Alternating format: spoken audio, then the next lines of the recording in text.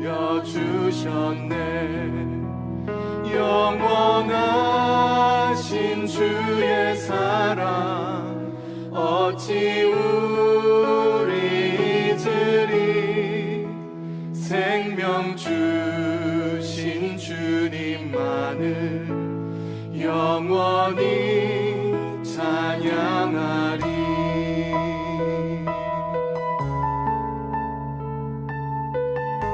1절 다시 한번 노래하겠습니다. 바다 같은 주의 사랑 내 맘속에 넘치네. 생명의 주를 위해 보혈을 여주셨네. 영원하신 주의 사랑 어찌 우리 잊으리. 생명 주신 주님만을 영원히 찬양하리. 주 못 박힌 언덕 위에 주 못 박힌 언덕 위에 생명의 문 열렸네. 깊고 넓은 은혜의 새 강과 같이 흐르고 하나님의 자비하심 이 땅 위에 넘치네.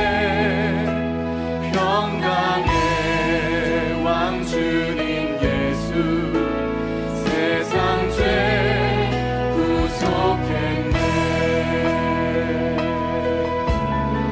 아멘.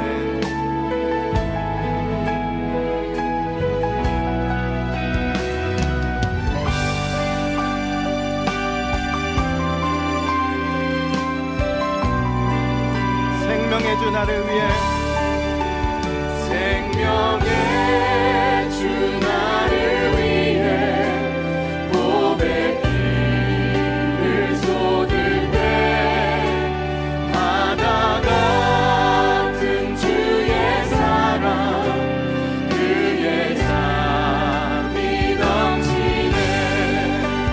그 사랑 누가 잊으리. 그 찬양 누가 멈추리. 그의 사랑 그의 자비 영원히 기억해. 영원하신 주의 사랑 어찌 우리 잊으리. 생명 주신 주님만을 영원히 찬양. 생명 주신 주님만을 영원히 찬양하리.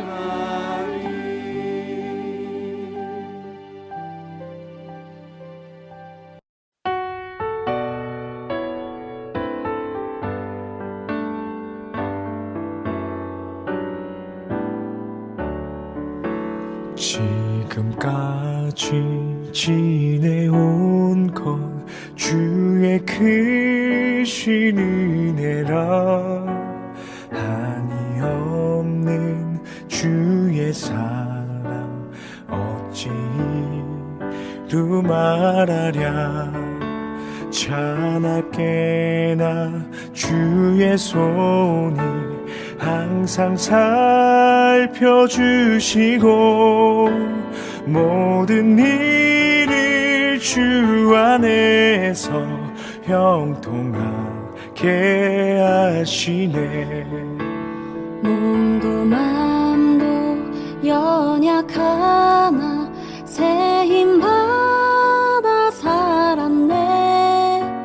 물 붓듯이 부으시는 주의 은혜 족하다. 사랑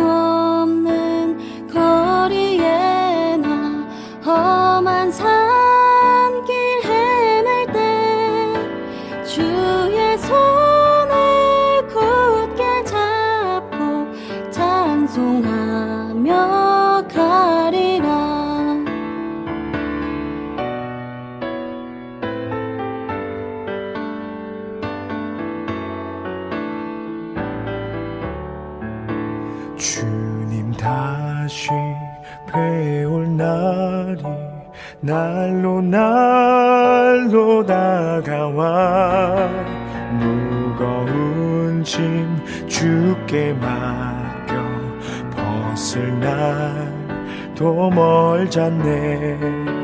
나를 위해 예비하신 고향 집에 돌아가 아버지의 품 안에서 영원토록 살리라. 자나깨나 주의 손이 항상 살펴주시고 모든 일을 주 안에서 형통하게 하시네. 자나깨나 주의 손이 항상 살펴주시고 모든 일을 주 안에서 형통하게 하시네. 모든 일을 주 안에서 형통하게 하시네.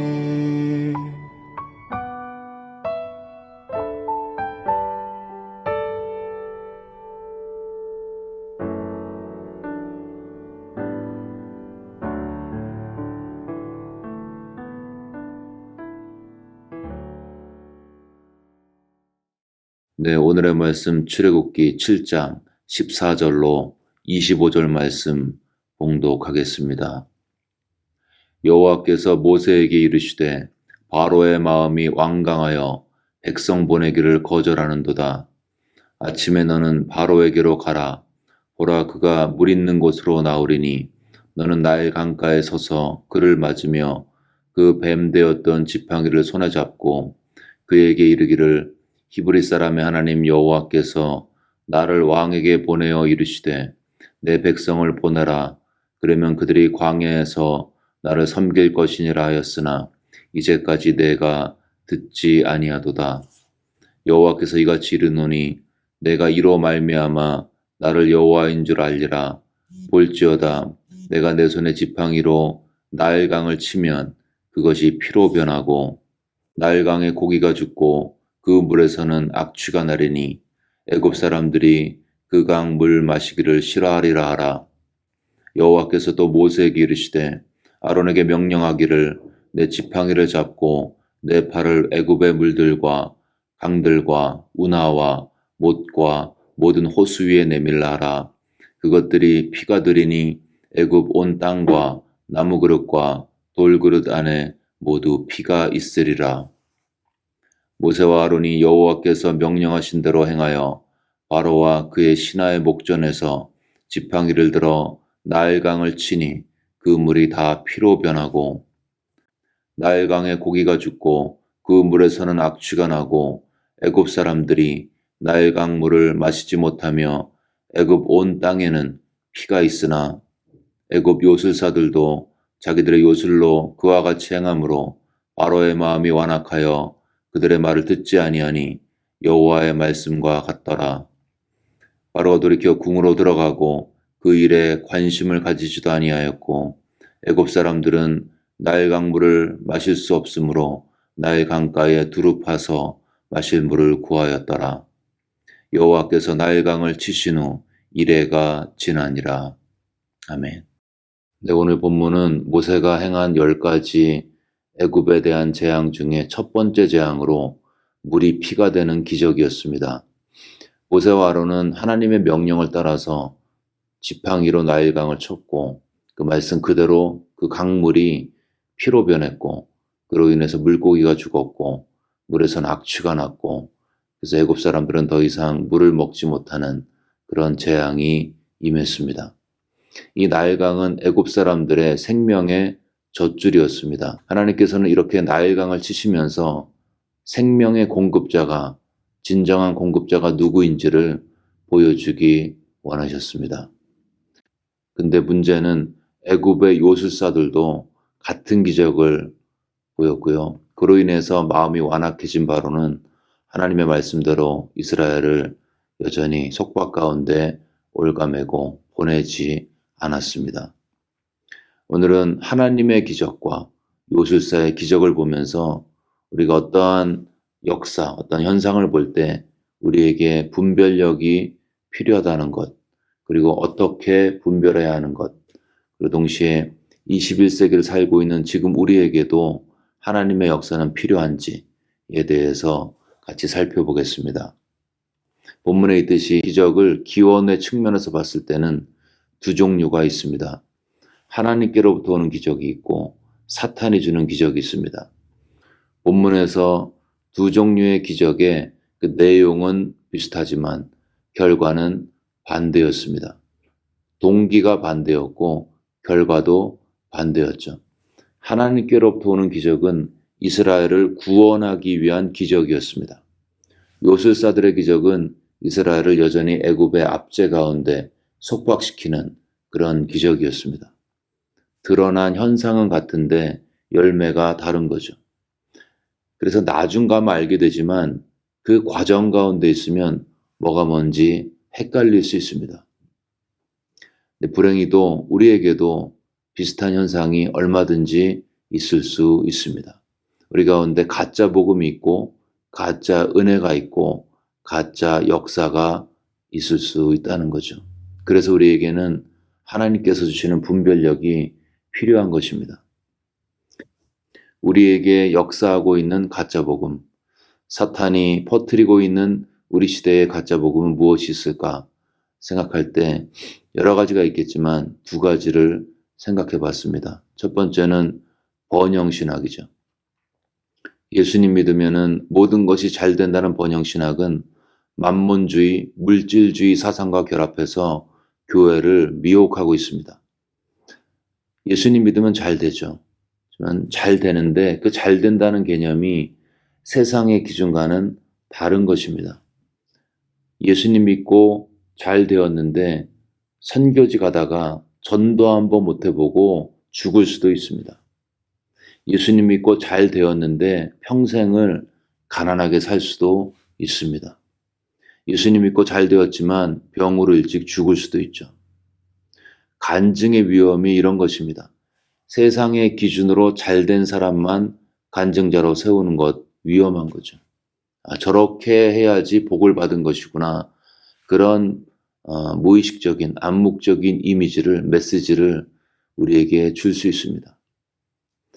예수님 믿고 신앙으로 살았는데 망했습니다.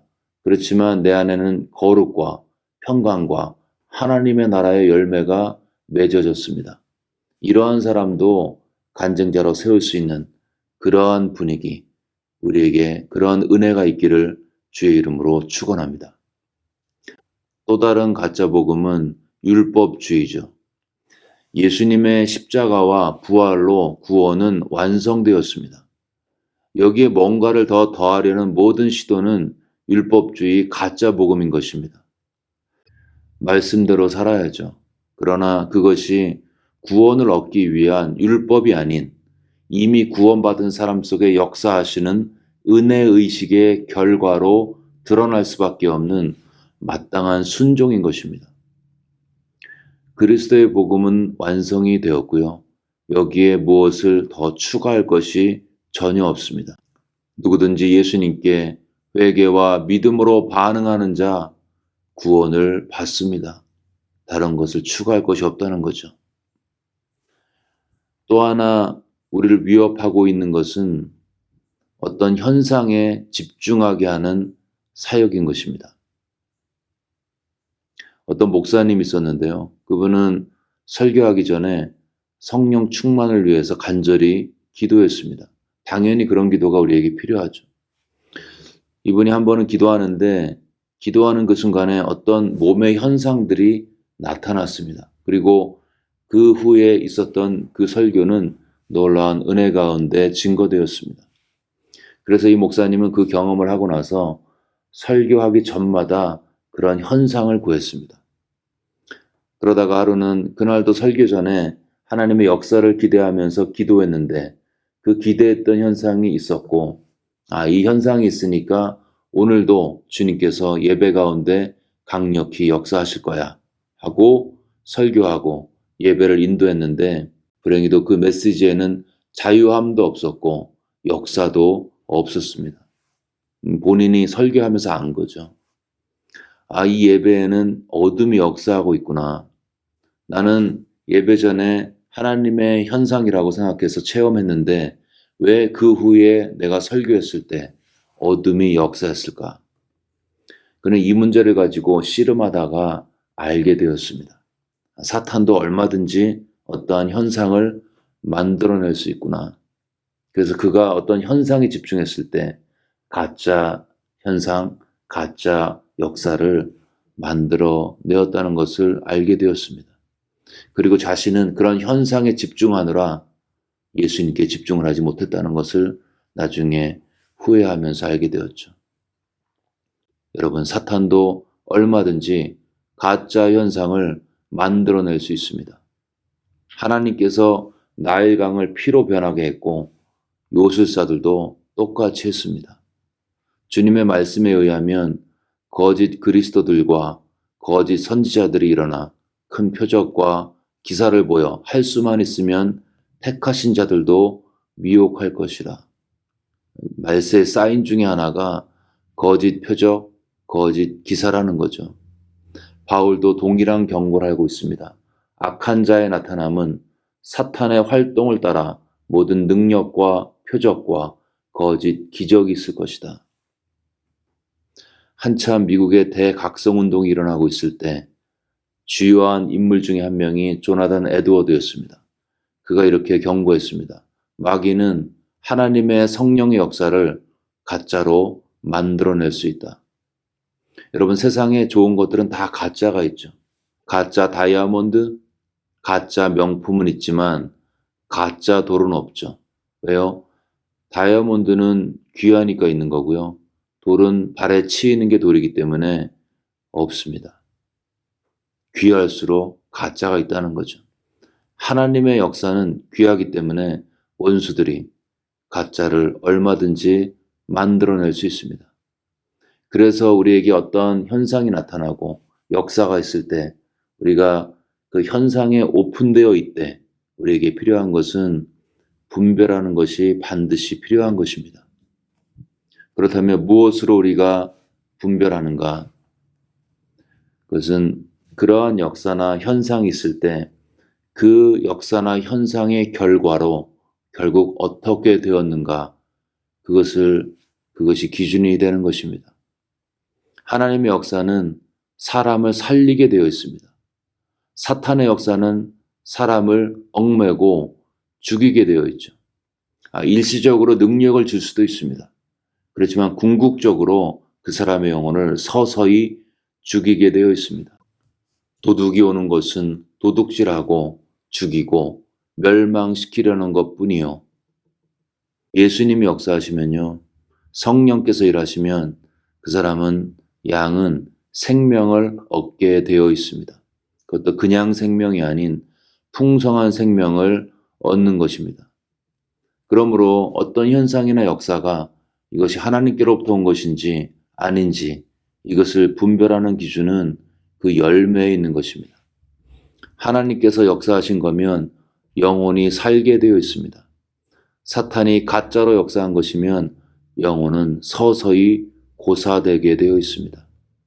어떠한 현상을 체험했을 때 내가 예수님을 더 사랑하게 되었는지, 어떠한 은혜가 임했을 때 내가 영혼들을 더 뜨겁게 사랑하게 되었는지, 내 삶에서 죄가 끊어지게 되었는지, 용서 안 되던 사람이 용서할 수 있게 바뀌었는지, 내가 복음을 전해야겠다는 그런 간절한 마음이 점점 더 강해지는지.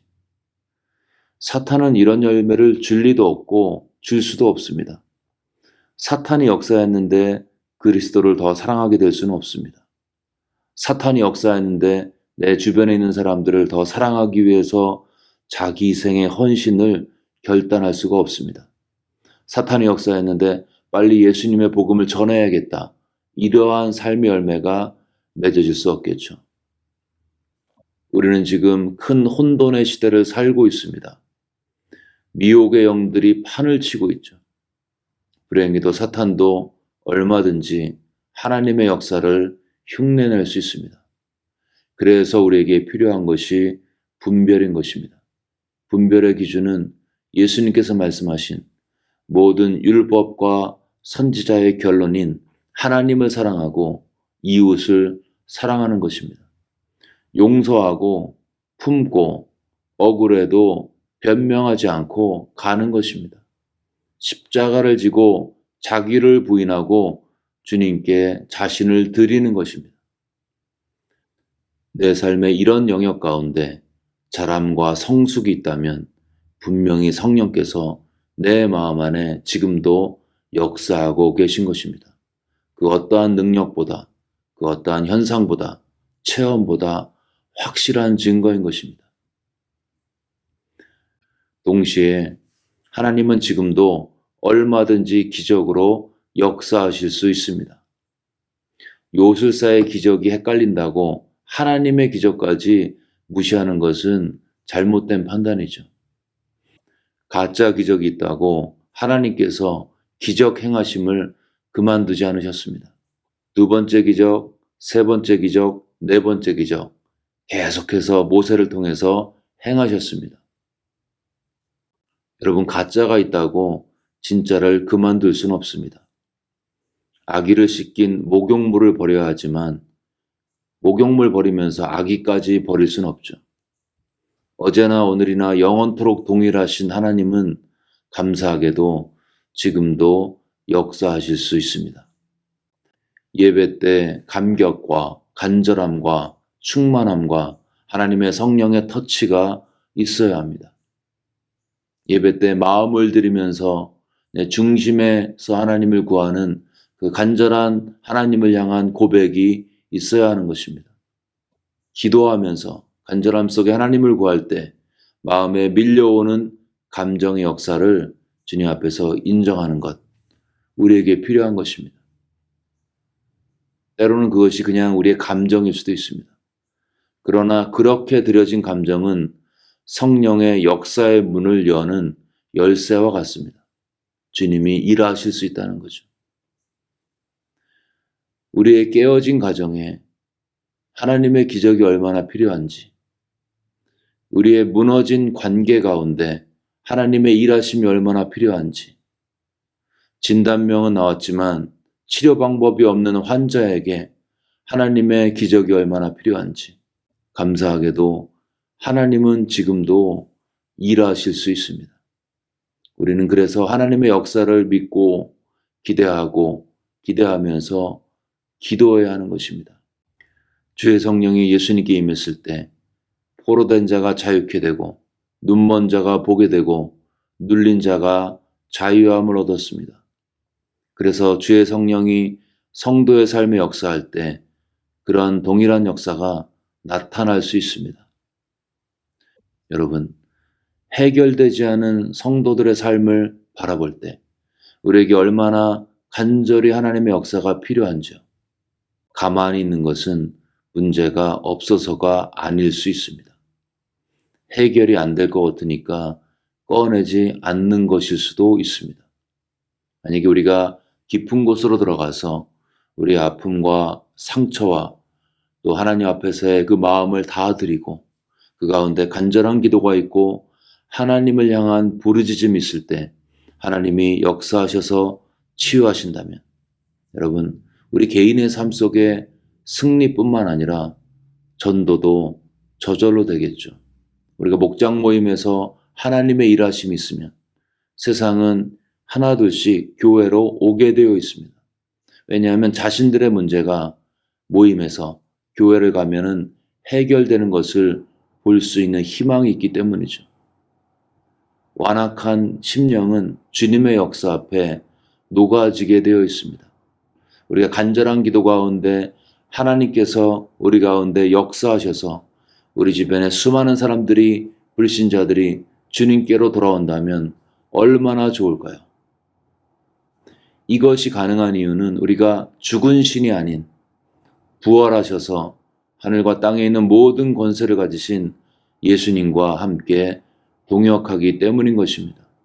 말씀의 원칙과 겸손한 분별력 안에서 목장에서 간절히 기도할 때, 둘이 만나서 커피 마시다가도 문제 해결을 위해서 간절히 기도할 때, 가정에서 부모가 자녀의 머리에 손을 얹고 간절히 예수의 이름으로 기도할 때, 하나님께서 때로 역사하셔서 개인과 가정과 목장의 그분의 일하심의 흔적들을 보이시고 그로 인해서 우리 삶에 출애굽의 역사가 나타난다면 얼마나 좋을까요?